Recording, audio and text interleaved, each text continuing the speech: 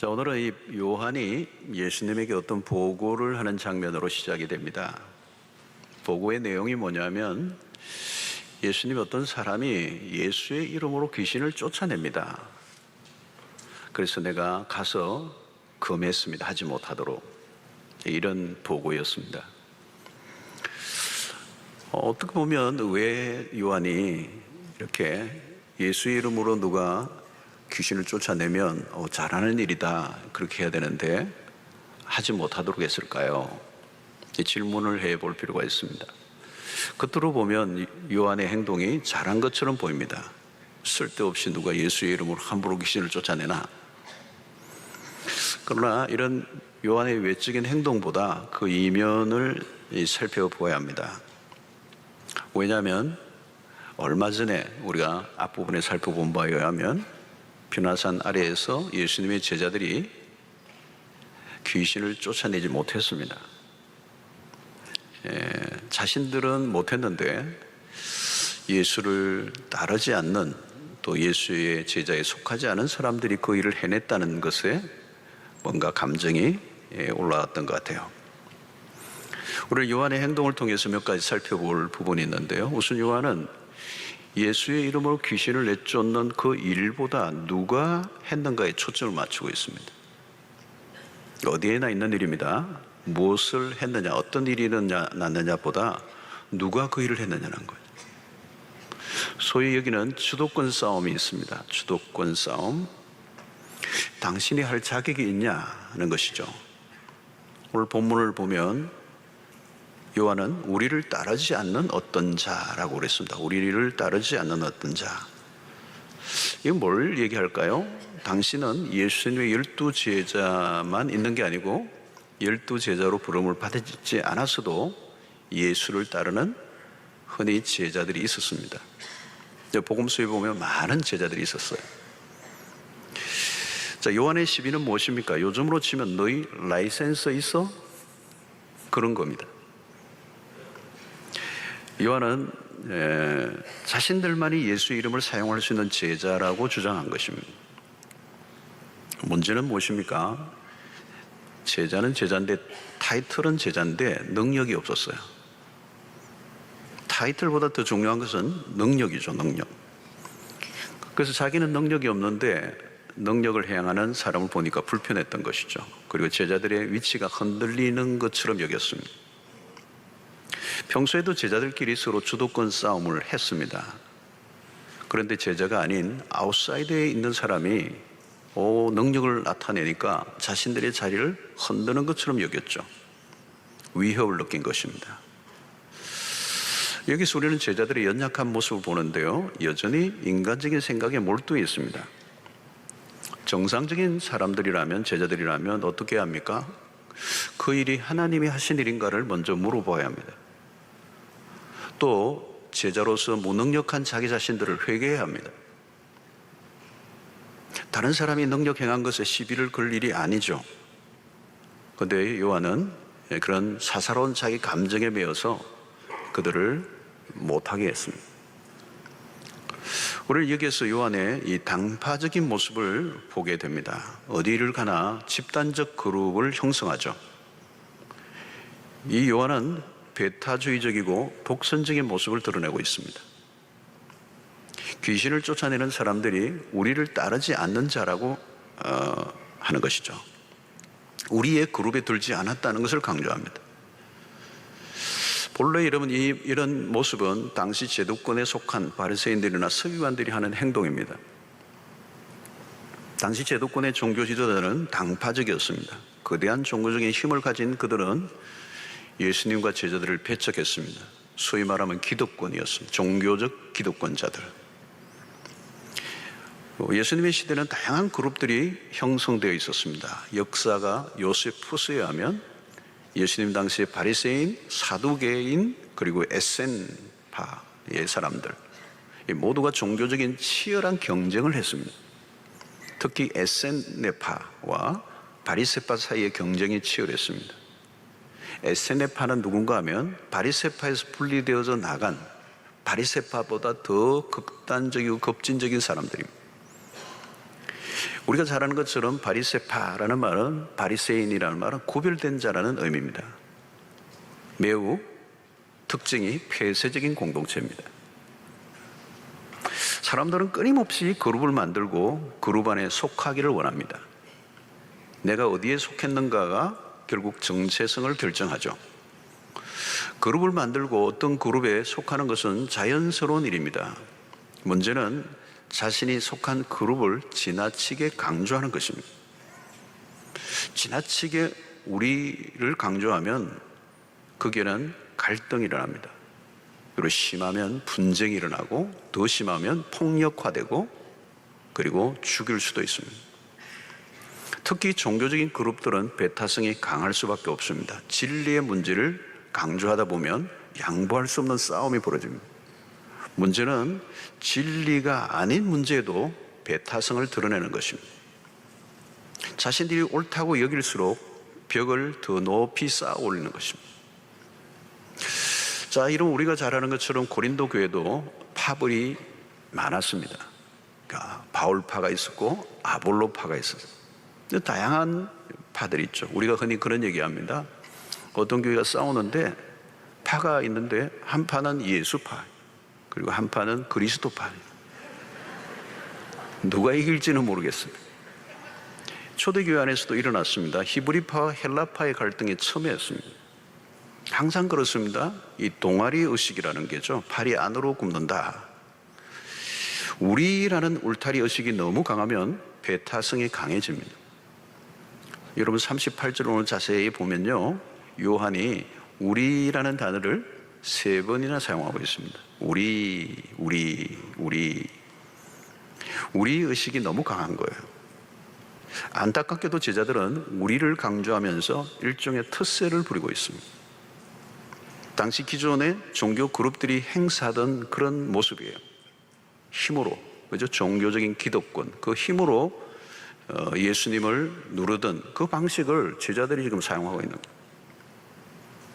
어떤 사람이 기선을 쫓아내지 못하도록 금지했다. 금지. 일종의 이것은 어떤 그런 텃세, 기득권을 행사하는 것입니다. 예수의 이름에 특허권을 따낸 사람들처럼 행동하고 있는 것입니다. 여러분, 예수의 이름은 특정인의 전유물이 될 수가 없습니다. 우리는 같은 교회 안에서도 우리라는 울타리에 갇힐 수가 있습니다. 우리 사랑방, 우리 목자, 귀하죠.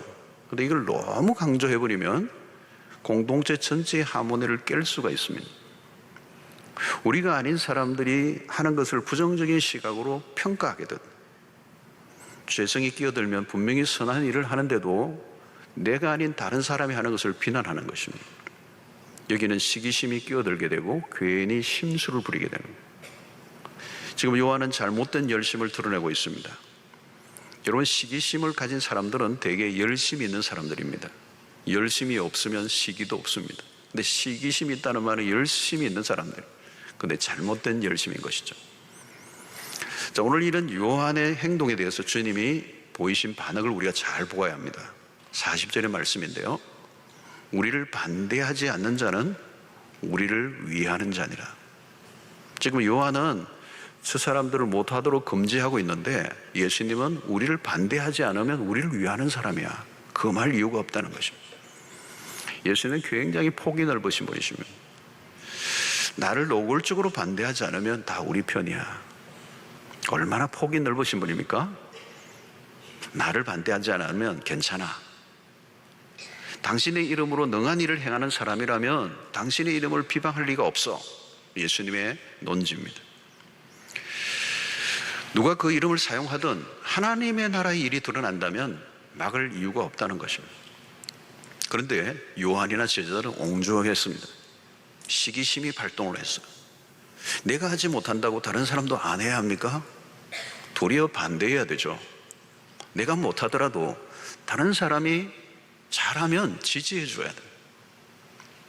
우리 교회가 못하는 일을 옆에 다른 교회가 열심히 하면 박수를 쳐주면 되는 거예요. 이 시기심이 유치원이나 시장터에서 일어난 것이 아니고 제자들에게서 드러났습니다. 이 시기와 질투라는 것은 죄성에 아주 숨어있는 은밀한 우리의 죄성이에요.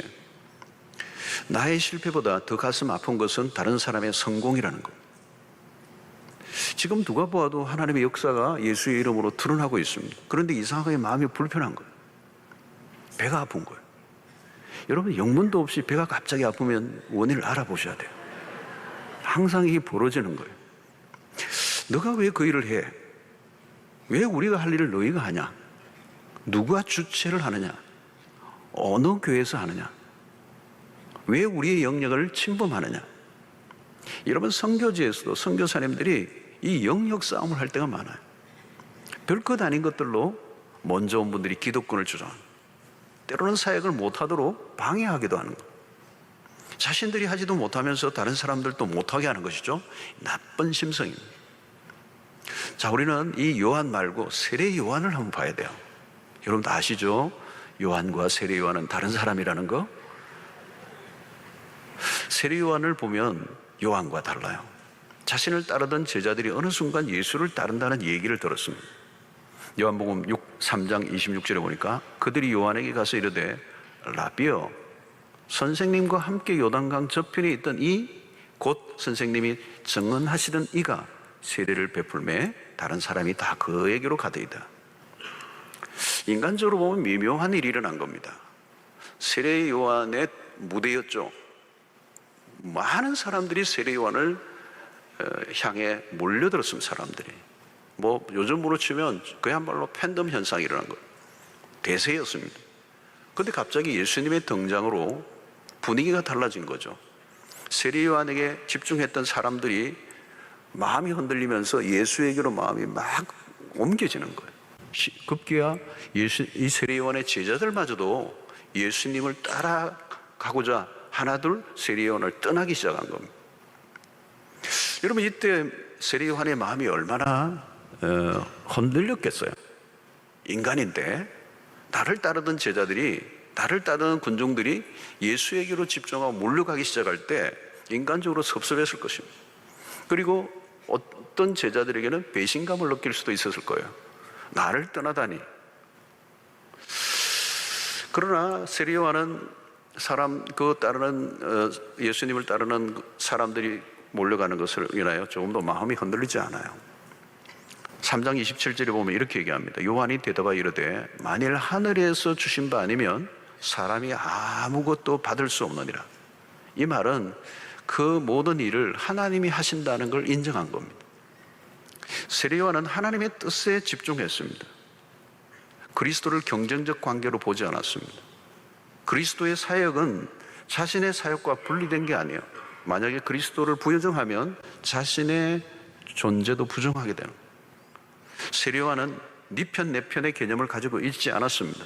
왜 그런가 하면 큰 그림을 본 사람이에요. 세례 요한은 하나님의 나라라고 하는 큰 그림을 본 사람이에요. 이 관점이 다르죠. 바울 사도도 비슷한 경험을 했습니다. 그가 옥중에 갇혀 있을 때 빌립보 교회 안에 일어났던 상황입니다. 사도 바울이 옥에 갇힘으로 인해 은근히 좋아하는 이상한 인간들이 있었어요. 아마도 그는 바울 때문에 자기의 존재감이 가려져 있던 사람들이에요. 날 바울하고 바울이 다 모든 걸 하니까 그게 치여서, 그게 눌려서 빛을 보지 못했던 사람이 바울이 감옥에 갇히니까 은근히 대놓고는 묻지는 못하지만 손을 가리면서 웃는 사람이 있습니다. 바울의 입장에서는 자신은 복음을 위해 감옥까지 갔는데 위하여 기도해 주지는 못할 망정 은근히 좋아하는 사람이 있다는 이야기를 또 희한하게 들려주는 사람이 있어요. 그 얘기를 듣고 상처를 입을 만합니다. 그러나 바울은 낙심하지 않아요. 바울의 관점도 세례 요한과 동일합니다. 빌립보서 1장 15절을 보면 어떤 이들은 투기와 분쟁으로, 어떤 이들은 착한 뜻으로 그리스도를 전파하나니, 바울은 자신의 존재감이 높아지고 내려지고에 별로 관심이 없어요. 그의 관심은 오직 하나입니다. 그리스도가 전파될 수만 있다면. 바울의 목표는 복음의 진보였습니다. 나를 통해서 이루어지면 좋겠지만 꼭 나를 통해서가 아니라 할지라도 복음이 누군가, 그가 좀 투기하고 분쟁하는 마음으로 할지라도 그의 입술을 통해서도 복음이 전파되고만 있다면 나는 상관없다. 우리는 어느 영역에서나 대립구도가 만연해 있습니다. 세상에서 우리가 만나는 일반적인 분위기는 어떻습니까? 내 편이 아니면 모두가 적이에요. 극단적 주장이 많아졌다는 겁니다. 소위 이것을 가리켜서 흑백놀이라 하기도 하고 이분법적 구도라고도 얘기합니다. 협의의 여지를 남겨두지 않고 결론을 무섭게 내려버리는 겁니다. 거기에는 아군과 적군만 남는 것입니다. 여기는 어떤 등식이 있습니까? 나는 옳고 너는 틀렸다는 것. 두 가지밖에 없어요. 그러나 여러분 그렇지 않아요. 세상에 일이 그렇게 간단하게 선을 그을 수 없는 일들이 많아요. 예수를 믿는 사람들은 어떻습니까? 우리도 세상의 사람들과 별반 다르지 않아요. 그래서 사단이 이걸 이용해요. 그래서 하나님의 백성들이, 성도들끼리, 교회들끼리, 때로는 교회 안에서 성도들끼리 싸우게 만드는, 아군을 적군으로 오해하게 만드는. 여러분 함께 신앙생활을 하다 보면 관점이 다를 수도 있고 생각이 다를 수 있습니다. 때로는 교리적으로 신학적인 차이가 있어요. 때로는 이념적으로도 차이가 있을 수가 있습니다. 그러나 저건 아니에요. 우리가 예수를 믿는다면. 관점을 줄이고 그 관점의 차이를 줄여가는 인내와 수고가 필요해요. 여러분, 우리가 이 교회 안에서도 이념적으로 다양한 분들이 모여 있습니다. 우리 교회만 해도 입장 차이가 다양해요. 보수도 있으실 거고 극보수도 있으실 것이고 중도 보수도 있으실 것이고 진보도 있을 것이고 극좌들도 있을 것이고 나이 따라 지역에 따라 달라질 수도 있습니다. 어떤 이슈에 대해서 우리는 설문지를 돌린다면 아마 어마어마하게 갈라질 거예요. 여러분, 근데 우리가 하나로 똑같은 통일된 것으로 만들려고 하면 그건 북한이 될 것입니다. 관점의 차이는 있을 수 있습니다. 그러나 우리는 강요하고 억압하죠. 어디에 속하라고. 그러나 여러분, 그리스도인들은 오직 하나에서 일치를 경험할 수 있습니다. 많은 차이에도 불구하고 우리가 하나로 귀결될 수 있는 일치점을 찾을 수 있는 것은 예배를 시작할 때 여러분들이 고백하는 신앙 고백입니다. 사도신경이에요. 여러분, 사도신경이 그냥 만들어진 게 아닙니다. 그걸 우리가 그냥 암송하는 게 아니고 이걸 우리의 신앙의 고백으로, 크리에이드로 받아들이는 거, 신조로. 그래서 우리가 사도신경을 고백하는 사람들이 모인 공동체, 그게 교회라고 하는 것입니다. 우리를 묶는, 하나로 묶는, 교파도 다르고 다양한 나라도 다르고 모든 게 다 달라도 이 신앙 사도신경을 고백하는 교회들은 하나예요. 하나. 그걸 공교회라고 그래요. 그러니까 기준은 예수를 믿는가 진짜. 우리를 하나로 묶는 것은 결국은 예수 그리스도요, 그 복음이라는 거예요. 지금 한국교회는 많은 어떤 갈등, 때로는 이념의 벽 안에 갇혀 있습니다. 통일의 문제도 이념의 논리에 빠져서 해석하기가 쉽지 않아졌습니다. 해결의 기미가 쉽지 않아요. 기미가 보이지 않아요. 여러분, 우리는 그리스도가 우리에게 보여주신 모습을 따라가야 합니다. 그리스도가 우리에게 보여주신 것은 이 복음이 모든 울타리를, 모든 차이를, 모든 경계선을 넘어간다는 거예요. 저는 우리 교회가 지역을 넘어서고 또 교파의 벽도 넘어서고 민족을 뛰어넘고 이념을 복음으로 뛰어넘는 그런 교회가 되기를 원해요. 복음은 모든 경계선을 뛰어넘게 만드는 힘이 있습니다. 저는 진보에 속한 분이든 보수에 속한 분이든 주님을 더 사랑하는 분이 되기를 원하는 마음으로 목양하려고 합니다. 우리가 함께 꿈꾸는 세상은 복음으로 하나 되게 하는 일이에요. 인간이 만든 이념으로는 하나가 될 수가 없습니다. 우리는 분단된 아픔을 겪었습니다.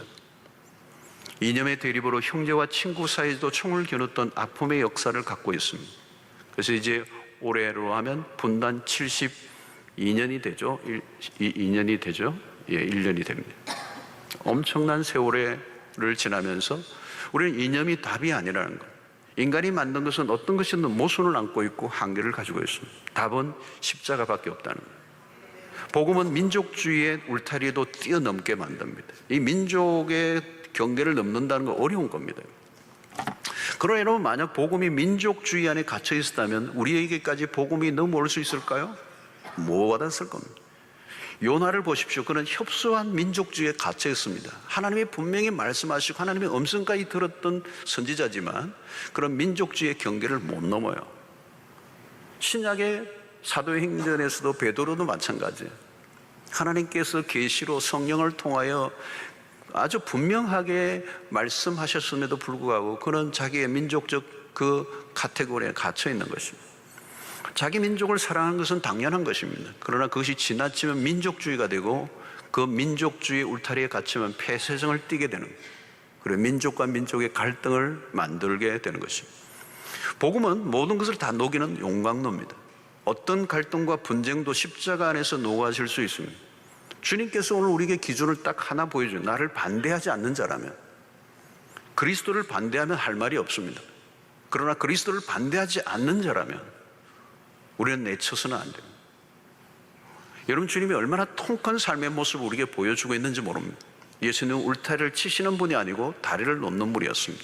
그리스도는 모든 막힌 담을 허무시는 그 십자가를 우리에게 보여주시고 갈등과 분쟁의 한가운데 들어가 화해자로 만드셨습니다.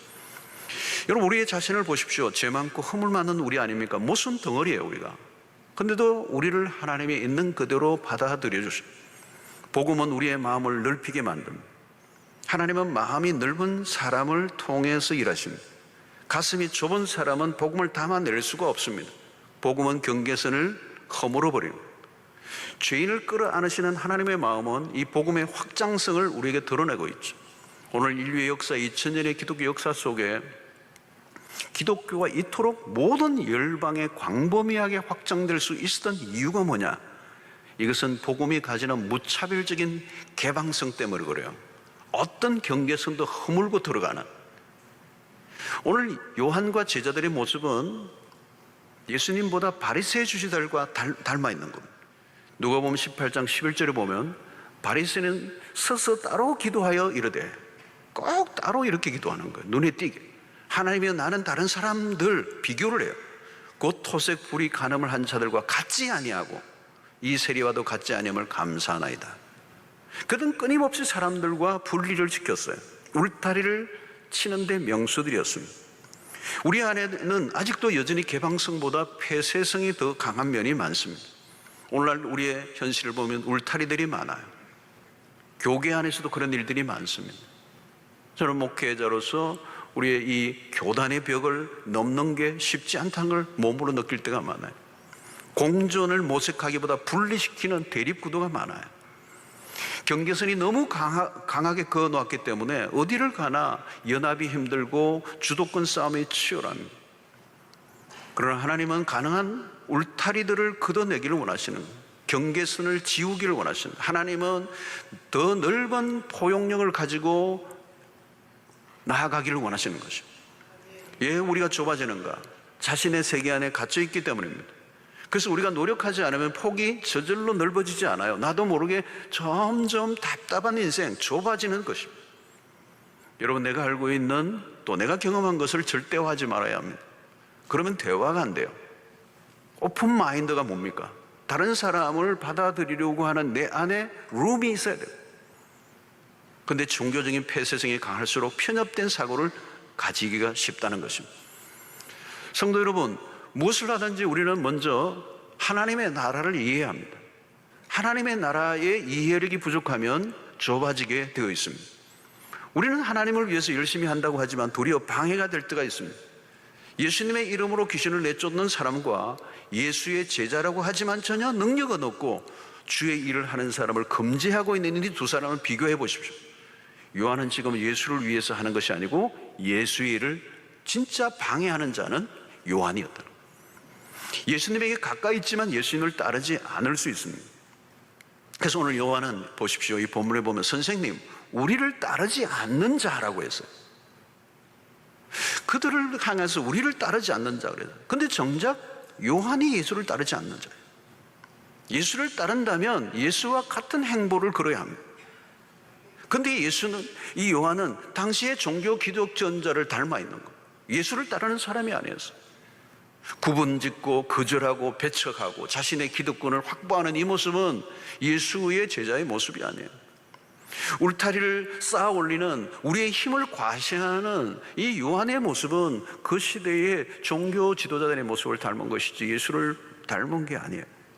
사랑하는 성도 여러분, 하나님은 마음이 넓은 사람을 사용하기를 원하세요. 넓은 마음은 그냥 생기지 않아요. 복음을 바로 이해해야 된다는 거예요. 복음은 협소하지 않아요. 하나님의 나라는 우리가 생각하는 것보다 훨씬 더 거대한 것입니다. 그래서 우리는 그 예수를 따라가야 하는 거죠. 그래서 울타리를 쌓기보다 다리를 놓는 사람, 모든 계층과 계층의 그 사이 안으로 들어가 화해자가 되는 이 개방적 삶을 우리가 살아야 되는 것이죠. 그래서 여러분, 좋은 교회의 특징은 뭐냐? 개방적이라는 거예요. 열려있다는 거예요. 열려있다는 거예요. 이게 복음의 성격을 잘 드러내는 것입니다. 오래된 전통적인 교회의 특징이 뭔지 아십니까? 폐쇄성을 드러내요. 그리고 뭔가 금지 조항이 많아요. 까다로운 규정들을 많이 만들어내요.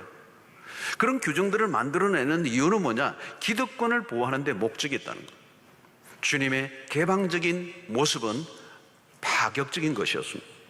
사실 그것은 위험한 일이죠. 당시 서기관들이나 바리새인들로부터 비난을 받을 실만한 행동입니다. 사람들이 만들어 놓은 경계선을 예수께서 허무시는 것을 그 당시에 서기관과 바리새인들이 좋아했을 리가 없습니다. 결국은 그런 예수님의 모습에 분노하게 되고 마침내 예수를 십자가에 매달게 되는 거예요. 가만히 생각해 보십시오. 여러분, 복음이 이방의 경계선을 넘지 못했다면 우리는 구원을 얻을 수가 없어요. 우리 같은 죄인을 무한하게 품어주시는 은혜가 아니었다면 우리는 여전히 이방인으로 있었어야 돼요. 아웃사이더로 살았을 것입니다. 여러분, 다리 놓는 사람들이 되십시오. 갈등으로 가득한 세상 안으로 들어가 화해자로 사시기를 바랍니다. 때로는 화해자들은요, 오해를 받을 수가 있어요. 다리를 놓는 사람들은 오해를 받을 수가 있어요. 어디에 속하라는 압력을 견뎌내야 돼요. 우리가 어디에 속하면 쉬워요. 속하지 않으면 오해받을 각오를 해야 합니다. 누구를 규정하고 정죄하는 일은 쉽습니다. 그러나 중간에 서서 화해자로 사는 것은 어려운 일이에요. 우리는 무엇을 하든지 큰 틀 안에서 행동해야 합니다. 우리 교회는 46주를 맞으면서 우리 앞선 우리 원로 목사님도 목회하실 때 그 목회 철학을 보면 사역자들에게도 그냥 큰 틀 안에서 다 맡기신 스타일이에요. 죄 짓는 일이 아니면 마음껏 하라. 어느 날 하나님께서 주신 은혜였다는 거죠. 죄 짓는 일이 아니면 마음껏 하라. 그랬더니 마음껏 실수를 하더라고. 그러죠. 이게 뭐예요, 여러분?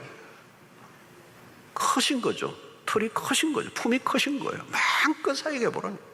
용납해주는 문화가 있어요. 여러분, 이렇게 많은 성도들이 모여들 수 있었던 힘이 어디 있을까요? 여러분, 우리 교회 성도들을 보십시오. 너무너무 다양합니다. 같은 사람이 없습니다. 대화를 나눠보십시오. 생각이 같은 사람이 있는가? 다 자기 의견이 있고. 저는 호주에 목회할 때도 그걸 경험했습니다. 교회에서는 조용히 계셨던 분인데 신방 가보니까요, 거의 교주급들이 많아요. 막 그냥 교회론을 얘기하고 목회를 얘기하고 막 얘기하는데, 와, 이분들이 다니셨구나. 모든 생각들을 내어놓는데요, 너무너무 다양한 거예요. 여러분, 이렇게 다양한 분들이 모여 있는데 평안하게 46년을 지나왔습니다. 막 난리가 난 교회들이 얼마나 많습니까? 근데 46년 동안 이 다양한 분들이, 이렇게 많은 분들이 모였는데도 평안히 돌아가고 있는 것, 이게 기적이에요. 여러분, 이 다양한 사람들을 다 녹여내는 힘은 무엇일까요? 바로 복음이에요. 복음. 복음의 앵글이 있는 거죠. 복음이 우리를 바꾸는. 여러분, 금기가 많아지고요, 규정들로 인해서 사람들을 배제시키고 분리시키고 격리하고 경계선을 만들고, 그러면 그것은 복음이 숨쉴 수가 없어요. 때로는 우리의 생각과 다를 수 있습니다. 우리의 마음에 안 들 수 있어요. 그러나 예수의 이름으로 하는 일이라고 한다면 지지하고 도와주는 일, 누가 하든 이게 열린 마음, 오픈니스, 복음이 마음껏 숨쉬고 일할 공간을 만들어내는. 여러분, 우리의 존재의 목적이 뭡니까? 하나님의 나라예요. 우리 개인이나 우리 교회의 이름과 영광이 아닙니다. 교회가 얼마나 커지느냐, 그것도 우리의 목표가 아니에요. 우리의 존재의 목적, 교회의 존재의 목적은 하나님의 나라예요. 우리의 개인의 이름과 명예와 개교회라고 하는 이름보다 훨씬 더 우선되는.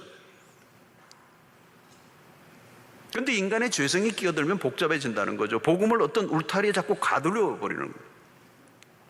우리는 좀 더 적극적으로 하나님의 나라를 위해서 헌신하는 교회로 세워지기를 원합니다. 복음이 역동적으로 일하도록 우리의 생각을 넓혀야 합니다. 성도 여러분, 다른 사람들 때문에 배합하는 일이 없기를 바랍니다. 내보다 늦게 온 사람이 내가 전도했는데 나보다 더 빨리 뭔가 사람들로부터 인정을 받고 열심히 하면 괜히 배합해지는 거예요. 이런 편가르기를 하지 않게 되기를 바랍니다. 사사로운 감정 때문에 하나님의 나라의 일을 그르치는 일이 없게 되기를 바랍니다. 우리 교회가 설립 46주년을 맞았어요. 울타리를 쌓아 올리는 교회가 아니라 다리를 놓는 교회로 쓰임 받게 되기를 원합니다. 우리 교회가 하고 있는 특이한 사역 가운데 하나가 우리 젊은 목회자들을 섬기는 사역을 우리 교회가 하고 있습니다. 제가 격주로 월요일마다 하는 사역입니다. 이 사역자들은 담임 목사님들, 40대 담임 목사님. 근데 전국에서 지역을 초월해서 모여요. 그리고 중요한 것은 교단을 벽을 넘어서 초교파적으로 모여요. 다양한, 어떤 때는 11개의 교단의 목사님들이 모여요. 다양한 교파의 목사님들이 다 지원을 해서 이 1년의 과정을 이제 하게 되는데, 하나님께서 저에게 주신 마음 가운데 하나예요. 교파의 벽을 넘는 것. 이 교단의 벽을 넘는 것도 쉽지가 않아요. 우리는 어떤 우리라고 하는 그 경계선 안에 갇혀서 주님의 크신 역사와 일들을 보지 못할 때가 많이 있습니다.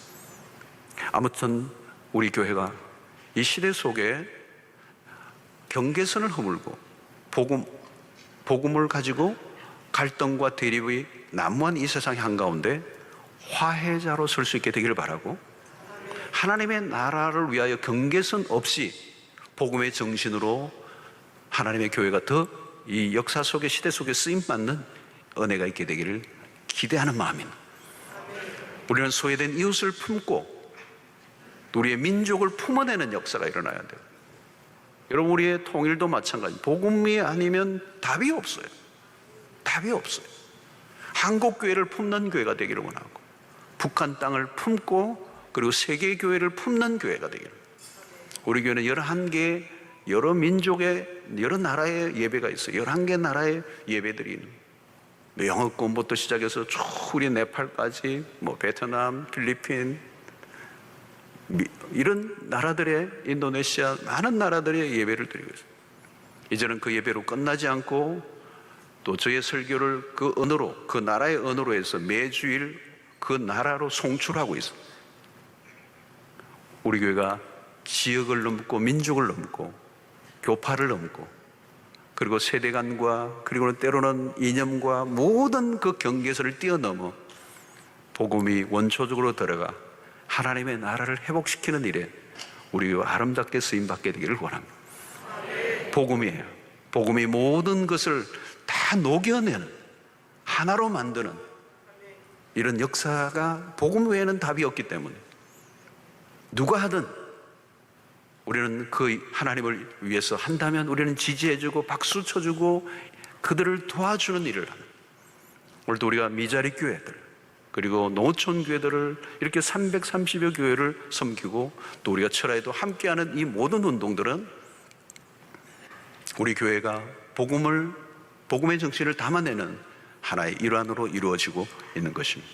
사랑하는 성도 여러분, 오늘 또 이 복음의 정신이 제한 없이 여러분들의 삶을 통하여 확장되어 하나님의 나라가 여러분들의 생애를 통해 이루어지는 역사가 있게 되기를 주의 이름으로 축원합니다.